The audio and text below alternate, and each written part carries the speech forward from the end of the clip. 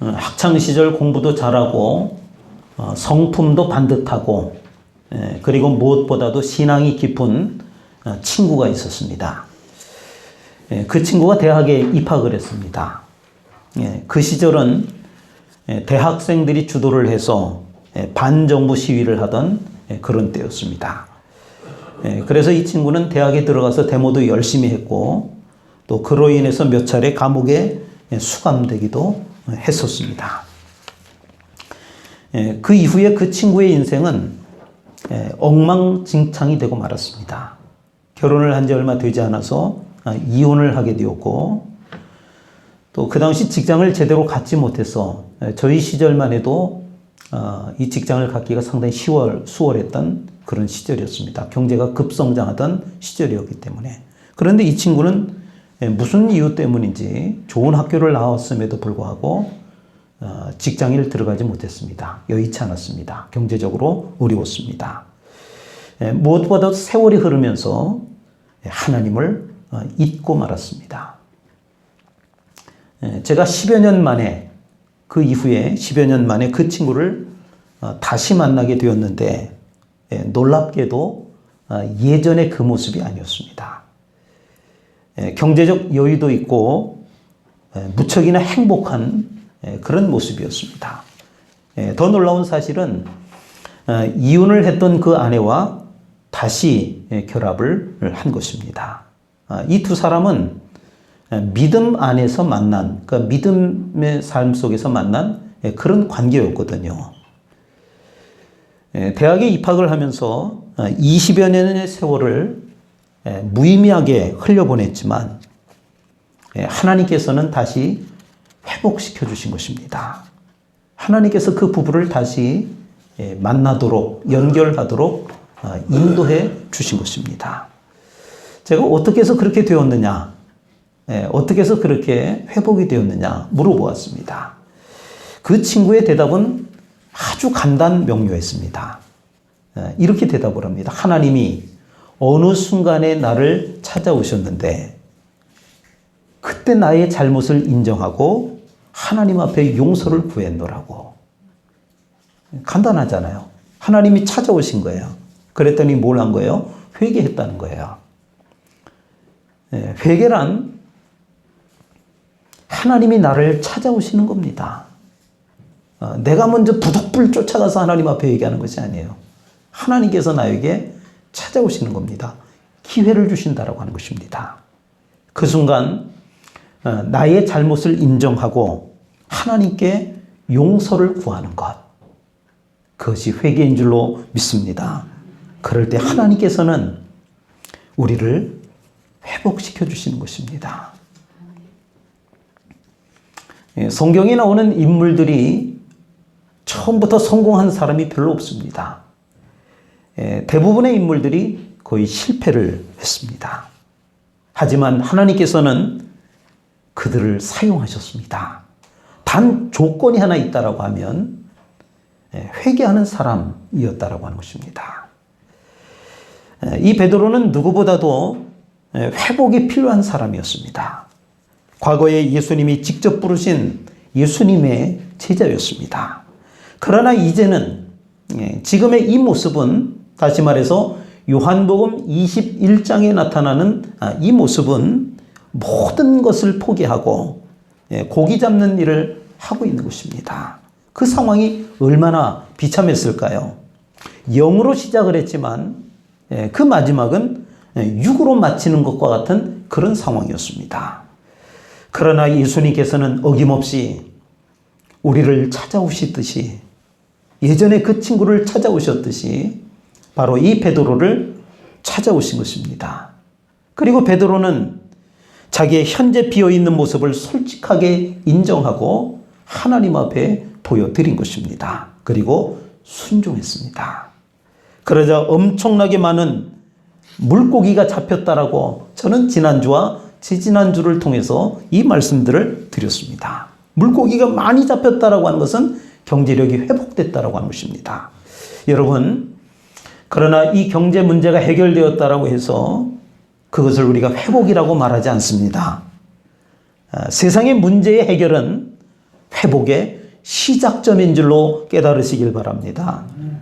예전에 그 친구가 경제적으로 안정되었다라고 해서 회복된 것이 아닙니다.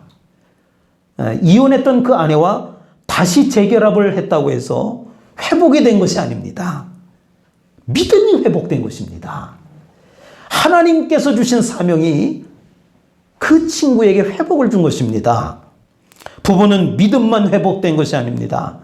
그 이후로 자신들의 모든 수입을 경제적으로 풍요로워지면서 그 수입을 가지고 구제하는 일, 또 복음을 전하는 일에 전적으로 헌신하는 삶을 살았다라고 하는 것입니다. 사명이 회복될 때 진정한 회복이 되는 줄로 깨달으시길 바랍니다. 베드로는 이제부터가 진정한 회복이 시작되는 것입니다. 진정한 회복의 과정을 오늘 우리가 읽은 짧은 말씀이지만 그 본문 말씀 속에서 우리에게 말씀해 주고 있는 것입니다. 그렇다면 진정한 회복이란 무엇일까요? 진정한 회복이라고 하는 것이 과연 어떤 것일까요? 나에게 주어질 회복을 바라보는 것도 중요합니다. 어려움에 극복되는 거죠. 병이 낫는 거죠. 세상적인 문제들이 해결되는 거예요. 중요합니다. 하지만 더 중요한 것은 회복을 주시는 그분을 바라보는 것인 줄로 믿습니다. 왜냐하면요, 그분 자체가 회복이기 때문에 그렇습니다. 그분은 곧 예수 그리스도이십니다. 우리가 그리스도를 진정으로 만날 수만 있다라고 하면 우리가 온전히 회복되는 것인 줄로 믿습니다. 특별히 사순절 기간을 맞이해서 그분이 달리신 십자가, 그 십자가가 회복 그 자체인 것입니다. 그래서 사순절 기간에 우리가 마음을 다하고 열정을 다해서 십자가의 은혜를 회복해 주옵소서 기도해야 하는 줄로 믿습니다.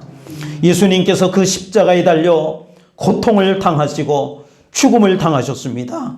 그로 인하여 우리는 영생을 회복한 것입니다. 우리는 하나님과의 평화를 회복한 것입니다. 우리의 영육 간의 건강을 회복하게 된 줄로 믿습니다. 이사야 53장 5절의 말씀입니다. 그가 찔림은 우리의 허물 때문이요 그가 상함은 우리의 죄악 때문이라. 그가 징계를 받음으로 우리는 평화를 누리고 그가 채찍에 맞음으로 우리는 나음을 받았도다. 그분이 이 땅에 오신 목적이 죄인인 우리를 회복시키기 위해서인 줄로 믿으시길 바랍니다. 이번 사순절 기간에 예수님을 바라보시길 바랍니다. 이번 사순절 기간에 십자가만을 바라보실 수 있기를 바랍니다. 예수님을 바라보고 십자가를 바라보게 될 때 진정한 회복의 역사가 일어나게 될 줄로 믿습니다. 그때 주님이 우리에게 묻습니다. 내가 나를 사랑하느냐? 그런데 이 질문 앞에 중요한 전제가 하나 붙어 있습니다. 이 사람들보다 더 내가 나를 사랑하느냐 묻습니다. 15절 말씀 다시 한번 읽어보겠습니다. 요한복음 21장 15절입니다. 시작. 그들이 조각 먹은 후에 예수께서 시몬 베드로에게 이르시되 요한의 아들 시몬아 내가 이 사람들보다 나를 더 사랑하느냐 하시니 이르되 주님 그러하나이다. 내가 주님을 사랑하는 줄 주님께서 아시나이다. 이르시되 내 어린 양을 먹이라 하시고. 아멘. 예수님께서 말씀하셨습니다. 요한의 아들 시몬아 내가 나를 사랑하느냐? 천재 조건이 있습니다. 내가 이 사람들보다 더 나를 사랑하느냐? 이렇게 묻습니다. 여러분, 이 질문에는 두 가지 의미를 담고 있습니다. 첫째는 내가 이 사람들을 사랑하는 것보다, 네가 이 세상에 있는 이 사람들을 사랑하는 것보다 나를 더 사랑하느냐? 묻습니다. 주님과 사람을 비교하는 것입니다. 심각한 질문인 동시에 아주 중요한 질문입니다. 우리도 이 질문에 대답을 해야 하는 것입니다. 여러분은 어느 정도로 주님을 사랑하십니까? 여러분은 어떻게 주님을 사랑하고 있으십니까? 우리는 죽을 수밖에 없는 죄인이었습니다.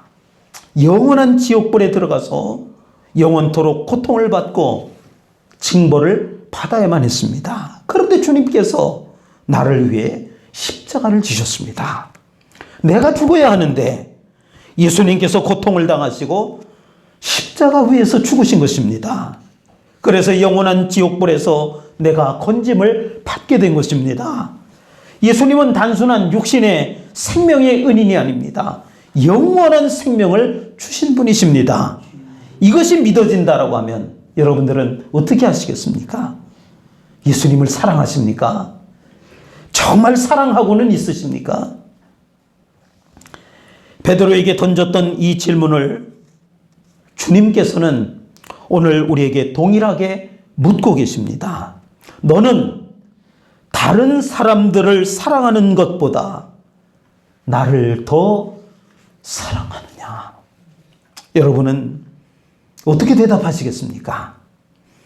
이런 질문을 받지 않고 그냥 지나갔으면 좋겠지만 주님은 우리에게 회복을 향한 마지막 단계에 이르게 되면 반드시 이렇게 물으시는 것입니다. 이 질문을 피할 방법이 없습니다. 너는 다른 사람들보다, 다른 사람들을 사랑하는 것보다 나를 더 사랑하느냐? 나를 더 사랑하느냐? 다른 사람들보다 나를 더 사랑하느냐? 우선순위를 이야기하는 것입니다. 우선순위를 주님께 두라는 것입니다. 청년 시절에 친구들과 매일 만납니다. 보니까 그랬어요. 친구들하고 좋아가지고 매일매일 만나는 거예요. 그냥 하루도 안 빼놓고 그냥 무더기로 몇 명씩 모이는 거예요. 그런데 한 친구가 어느 날부턴가 이제 여러 명이 이제 늘 같이 이제 모이는데 같이 만나서 놀고 그러는데 어느 순간부터가 한 친구가 만나자고 해도 이 친구가 잘 나타나지 않는 겁니다. 그 왜 그런가 봤더니 연애질을 시작한 겁니다. 연애. 처음에는 잘 이해가 안 되는 거예요. 아니 어떻게 저놈은 친구를 버리고 여자를 만날까? 저 미친놈 다 보겠네. 친구들이 그러는 거예요. 저 이상하다 저놈. 어떻게 한 번도 안 나타나고 그러는 거예요. 근데 제가 얼마 지나지 않아가지고 왜 그런지를 저도 알게 된 거예요. 저도. 여러분 사랑을 하게 되면 모든 우선순위는 사랑하는 대상이 되기 때문에 그렇습니다. 모든 만남은 사랑하는 사람이 먼저입니다. 뭐 친구 다 필요 없어요. 지금 내 눈앞에 사랑하는 그 사람이 나타났으면 우선순위는 거기 있는 거예요. 그리고 모든 돈의 지출은 사랑하는 사람에게 우선하는 거예요. 딴 데 쓸 돈 없어. 그냥 어떻게든 그냥 모아가지고 그 사랑하는 사람에게 쓰려고 그러지. 그리고 내 생각을 지배하는 것도 옛날엔 늘 친구들이랑 막 재밌게 즐겁게 뭐 이런 것만 생각을 했는데 이것도 그냥 필요 없어. 그냥 내 생각을 지배하는 것도 사랑하는 그 사람인 거예요. 그 사랑에게 충실할 때 이 세상은 내 세상이 되는 것 같고 그리고 이 세상에서 내가 가장 행복한 사람이 그 순간에는 된다라고 하는 것입니다. 사람을 사랑하면서도 사랑을 하면서도 그 사랑에 우선순위를 두지 않는다. 그럼 어떻게 될까요? 혼란스러운 거예요. 갈등이 생기는 거예요. 그 사랑은 오래 갈 수가 없는 거예요. 사랑을 하지 않으면서도 그것에 우선을 하게 된다라고 하면 그것도 또한 불행한 일입니다. 그러나 여러분 사랑하는 것에 우선순위를 두게 될 때 진정한 행복과 평강과 기쁨이 넘치게 되는 것입니다. 이것이 진정한 회복입니다. 여러분 교회는 사람을 만나는 곳이 아닙니다. 교회는 예수님을 만나는 곳입니다. 그리고 그분을 사랑하는 곳입니다. 그분에게 삶의 우선순위를 두게 될 때 진정한 회복이 진정한 행복과 평강과 기쁨이 넘치게 되는 줄로 믿으시길 바랍니다. 주님은 우리에게 물으십니다. 너는 다른 사람들을 사랑하는 것보다 나를 더 사랑하느냐? 네가 이 사람들보다 나를 더 사랑하느냐? 두 번째는 그래서 내가 이 사람들이 나를 사랑하는 것보다 여기 이 사람들이 주님을 사랑하는 것보다 너가 나를 더 사랑하느냐? 베드로는 예수님의 수제자였습니다. 다른 어떤 제자들보다 주님을 사랑했던 제자였다라고 하는 것입니다. 그는 그렇게 노력을 했고 또 그렇게 하기 위해서 수고를 아끼지 않았습니다. 그래서 베드로는 다른 제자들보다 주님을 더 사랑한다고 늘 고백을 했던 것입니다. 예수님께서 친히 제자들의 더러운 발을 씻겨주셨습니다. 다른 제자들은 예수님께서 발을 씻겨주니까 가만히 있었는데, 그런데 베드로는 주님 그러실 수 없습니다. 그냥 사양을 하는 거예요. 주님 이러시면 안 됩니다. 왜요? 주님을 사랑하는 그런 마음이 있었기 때문에. 주님께서 어떻게 이렇게 합니까? 다른 제자들은 다 가만히 있는데 얼마나 주님을 사랑했는지 그 사랑의 마음을 읽을 수 있는 것입니다. 겟세마네 동산에서 밤새도록 기도하고 내려오실 때 사람들이 예수님을 잡으려고 칼과 몽둥이를 들고 왔습니다. 그때 다른 제자들은 가만히 있었는데, 아니 뿔뿔이 도망쳐서 날 살겠다고 했는데, 그러나 베드로는 칼을 빼서 그 사람들을 향해서 휘둘렀습니다. 왜 그렇게 했을까요? 주님을 사랑하는 그런 마음이 있었기 때문에, 그 누구보다도 주님을 정말 사랑했기 때문에 그랬습니다. 주님이 잡히시게 되면 다른 제자들은 다 버리고 갈지라도 나는 끝까지 주님을 따라가겠습니다. 이렇게 주님에 대한 강력한 사랑을 나타냈던 베드로였습니다. 그러했던 베드로에게 주님께서 묻습니다. 너는 다른 사람들을 사랑하는 것보다 나를 더 사랑하느냐? 비록 내가 나를 3번씩이나 부인했지만 이미 그것에 대해서 너는 회개했고 나는 용서를 했단다. 베드로야, 다시 이전처럼 다른 사람들이 나를 사랑하는 것보다 나를 더 사랑해 줄 거지? 주님께서 베드로에게 그렇게 묻습니다. 이 질문은 주님께서 우리에게도 하십니다. 여러분에게 주님 사랑하는 일을 누구에게도 뒤지지 않겠다라고 하는 열정이 있으신지요? 돈 버는 데는, 세상에서 누리는 데는 누구보다도 뒤지지 않겠다라고 코피가 터지도록 달려들고 있지 않습니까? 그런데 나를 위하여 십자가를 지신 그 주님을 사랑하는 데는 우리가 어떻게 하고 있습니까? 의욕이 있으십니까? 열정이 있으십니까? 그런 욕심이 있으십니까? 주님은 우리에게 말씀하십니다. 나는 너에게 그러한 사랑을 받고 싶단다. 이 세상 그 어떤 사랑보다도, 이 세상의 그 누구의 사랑보다도 너에게 그 사랑을 받고 싶단다. 예수님께서 베드로에게 물으셨습니다. 요한의 아들 시몬아, 내가 이 사람들보다 나를 더 사랑하느냐? 베드로가 대답합니다. 주님, 그러하나이다. 내가 주님 사랑하는 줄 주님께서 아시나이다. 그러자 예수님께서 말씀하십니다. 내 어린 양을 먹이라.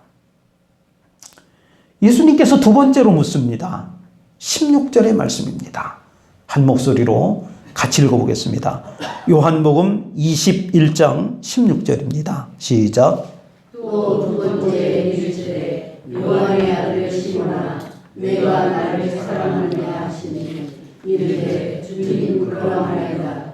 내가 주님을 사랑하는 줄 주님께서 아시나이다. 이르시되 내 양을 치라 하시고. 아멘. 요한의 아들 시몬아, 내가 나를 사랑하느냐? 베드로는 두 번째도 똑같은 대답을 합니다. 주님, 그러하나이다.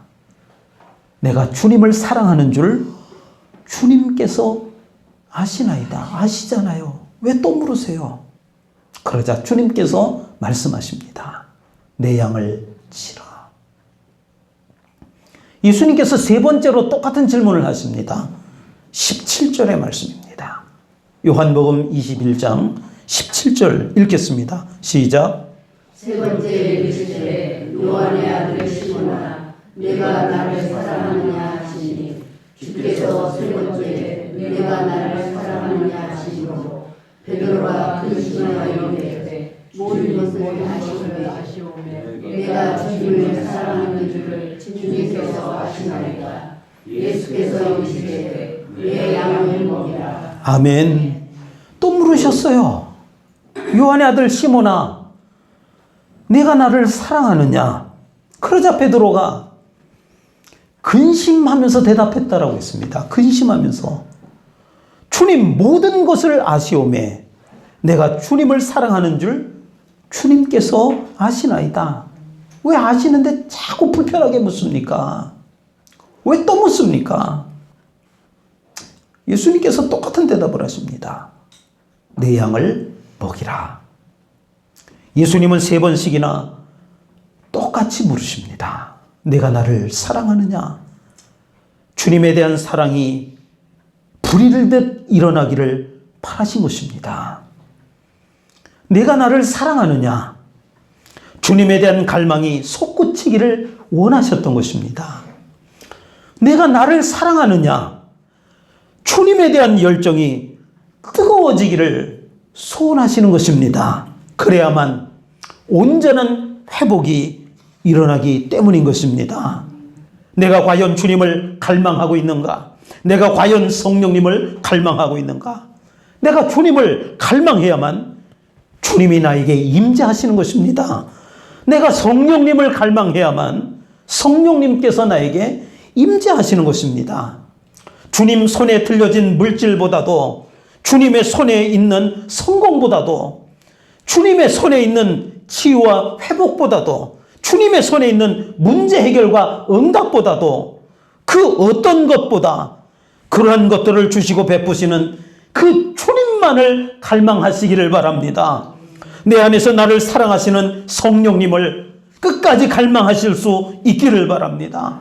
예수님께서는 베드로가 나를 얼마나 갈망하는지를 알고 싶으셨던 것입니다. 나를 갈망하라고, 제발 나를 좀 사랑해달라고 주님께서 우리에게 요청하고 계시는 것입니다. 그러한 예수님의 질문에 주님을 갈망합니다. 잘 아시지 않습니까? 베드로는 주님 앞에 응답하고 있는 것입니다. 주님을 갈망한다라고 하는 베드로의 대답이 있은 후에 주님께서 뭐라고 하십니까? 내 양을 치라. 내 양을 먹이라. 베드로에게 사도의 직분과 권세, 사명을 회복시켜 주신 줄로 믿습니다. 우리는 무엇보다도 주님을 간절히 갈망해야 합니다. 그러면 이 예배 가운데 강력하게 임재하시고 우리의 심령 속에 충만히 임재하실 줄로 믿습니다. 주님의 임재는 일시적 회복이 아닙니다. 감정적 회복이 아닙니다. 영원한 회복, 온전한 회복, 넘치는 회복, 그런 것들이 우리에게 주어질 줄로 믿습니다. 수가성 여인은 목이 마를 때마다 우물가로 나갔습니다. 그러나 영원히 목마르지 않는 생수가 되시는 주님을 만나게 되었을 때 그녀는 물동이를 던져버렸습니다. 더 이상 물동이가 필요하지 않았습니다. 더 이상 목마르지 않게 된 것입니다. 예수님께 고백합시다. 나는 진정으로 주님만을 갈망하나이다. 성령님께도 고백합시다. 성령님, 나는 성령님을 갈망하나이다. 성도 여러분, 예배는 예수님을 만나는 의식입니다. 예수님을 간절히 갈망하는 시간입니다. 기도는 응답을 바라는 간절함이 있어야 합니다. 성령님을 간절히 갈망하는 시간인 것입니다. 예배를 잃어버리고 기도를 내려놓으셨습니까? 다시 시작해야 합니다. 그래야 회복이 됩니다. 주님께서 회복을 돕고 계십니다. 요한의 아들 시몬아, 네가 나를 사랑하느냐? 이 질문에 대해서 어려워할 것 없습니다. 주님이 도와주실 것입니다. 그냥 대답하시면 됩니다. 내가 주님을 사랑하는 줄 주님께서 아시지 않습니까? 그때부터 회복의 역사가 불일듯 일어나게 될 줄로 믿습니다. 기도하겠습니다. 주님, 내가 주님을 사랑하는 줄 아시지 않습니까? 예배가 회복되고 기도가 회복되게 하여 주옵소서. 그래서 천국에 가는 그 순간까지 우리에게 맡겨주신 사명을 넉넉하게 기쁨으로 감당할 수 있는 저희들이 되게 하여 주옵소서. 감사드리며 예수님의 이름으로 기도하옵나이다. 아멘.